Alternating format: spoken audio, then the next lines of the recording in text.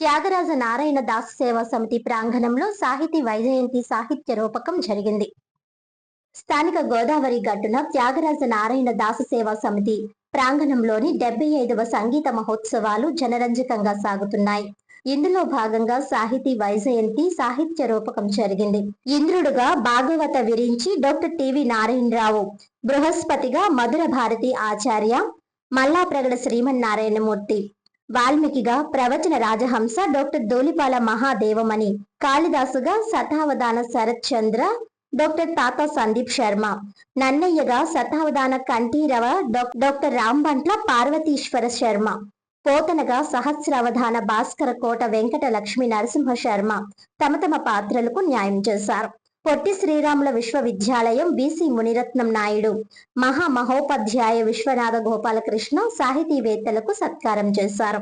సమితి గౌరవ chairman Vadre Venkataramanarao, chairman CS Venkatrao, principal secretary Joshla Saraswati, functional secretary Vakkalanka Sriramachandram, executive secretary Viswanatham Bhaskar Ram, కోశాధికారి వి కృష్ణకుమారి తదితరులు పాల్గొన్నారు.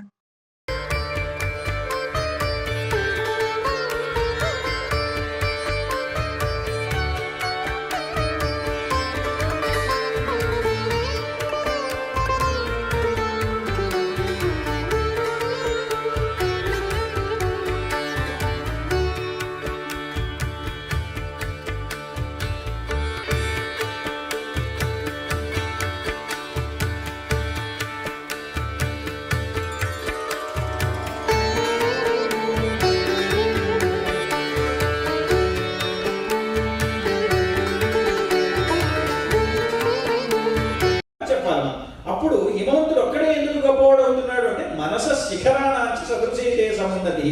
నీ మనస్సు నీ శిఖరాల కంటే చాలా ఎత్తేదిగా కనిపిస్తుంది కాబట్టి నువ్వు ఎంత ఉన్నతుడు అయ్యా అని అంగిరసుడు అక్కడ మాట్లాడతాడు.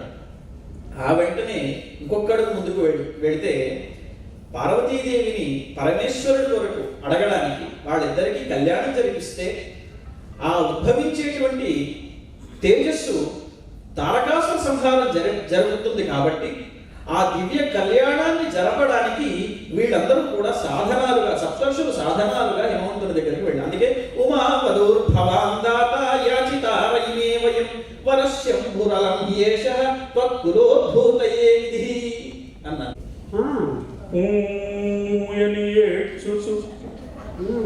చేరే రావణున్ అని మేమంటే మీరేమంటారు? రామచంద్ర, లక్ష్మణ, మహాపతివ్రతాల రామ ఊర్వళాది మహర్షి దేవలోకంలో ఉన్నప్పుడు ఇలాంటి భావాలు మాకు కలగవు. భూలోకానికి వచ్చినప్పుడు ఆ స్పర్శ వల్ల ఆవిడ పాపం అక్కడ నిద్రపోతూనే ఉంది.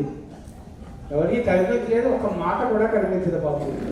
అటు ఊర్వళాది లక్ష్మణ స్వామి కొట్టాక సరే ఇది ఊయని ఏడ్చుచు చేరావణు, అంతేనా?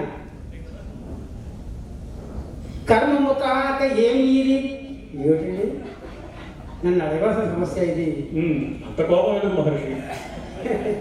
కర్మము కాక ఏమి నన్ను కంచెదలాక్షిణి నీకు సోదరి కోర్పడకంటూ రావణాసురుతో కర్మము కాక ఏమి నన్ను కంచెదలాక్షిణి, నేను సామాన్యున్నా పద్మరేపుడు కడగ కానీ నన్ను కంచెదలాక్షిణి, పైగా నీకు సోదరి. ఆ కత్తి కోసి సర్వంది, అంత పొదురుగా ఉంది కత్తి.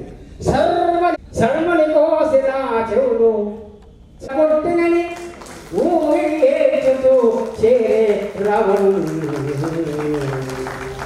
కళ్ళు చెవులు చూడమంటున్నారా మహర్షి? పోతన గారు కళ్ళు ముక్కు అన్నారు. గురువర్య, కామార్థగుణ సంయుక్తం ధర్మార్థగుణ విస్తరం సముద్రమివ రత్నాఢ్యం సర్వశ్రుతి మనోహరం అని ఒక మాట వాడారు. ఈ సర్వశ్రుతి మనోహరం దగ్గర నుంచి నేను కదలలేకపోతున్నాను. సర్వేషాం శృతి మనోహరం సర్వశ్రుతి మనోహరం, అందరికీ శృతి మనోహరంగా ఉంది ఆ రామాయణం. బాగుంది, సంతోషం. ఇంద్రియాణం యథా మనః తథేహ సర్వశాస్త్రాణం మహాభారతం ఉత్తమం. ఉత్తమమైనటువంటి అన్ని వివరాలని మనం ఎంచుకుంటూ ఉంటే ఒక దాంట్లో ఒక గొప్పది, మరో దాంట్లో మరొక గొప్పది అని కనిపిస్తుంది. అలా సర్వశాస్త్రాల్లోనూ ఉత్తమమైనది మహాభారతం అన్నారు. అలాంటి మహాభారతాన్ని కృష్ణద్వైపాయన ముని వృషభాభిహిత మహాభారత బద్ధ నిరూపితార్థమేర్పడ తెలుగున రచయింపుము అధిక ధీయుక్తిమయం అన్నారు రాజరాజ నరేంద్రుల వారు ఆనాడు. అది నిజంగా మీరు నొక్కి వక్కాణించినట్టు బాధ్యతే. అంతకుముందు గాసట గీసటగా ఉంది భాష, వాక్కు రూపంలో మాత్రమే ఉంది తప్ప ఆ వాక్ రూపాన్ని దాటి కావ్యాన్ని దాల్చినటువంటి దాఖలాలు ఎక్కడా కూడా కనిపించలేదు.